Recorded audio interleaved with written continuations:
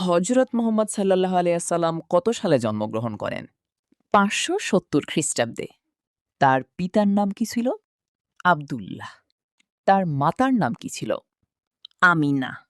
রাসূল সাল্লাল্লাহু আলাইহি সাল্লামের জন্ম সময় মক্কার শাসনকর্তা কে ছিলেন? আবরাহা। রাসূল সাল্লাল্লাহু আলাইহি ওয়াসাল্লামের দুধ মায়ের নাম কি ছিল? বিবি হালিমা। রাসূল সাল্লাল্লাহু আলাইহি ওয়াসাল্লামের উপাধি কি ছিল? আল আমিন, বিশ্বস্ত।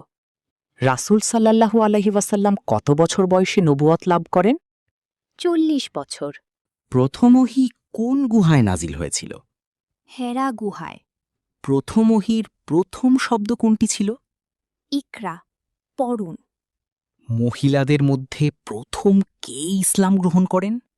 হজরত খাদিজা রাদিয়াল্লাহু তাআলা আনহু। খাবারের শুরুতে কোন দোয়া পড়তে হয়? বিসমিল্লাহি ওয়া আলা বারাকাতিল্লাহ। শুরুতে বিসমিল্লাহ বলতে ভুলে গেলে বলুন বিসমিল্লাহি ফি আউয়ালিহি ওয়া আখিরিহি।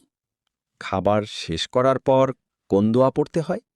আলহামদুলিল্লাহিল্লাজি আতামানা ওয়া শাকানা ওয়া জাআলানা মুসলিমিন।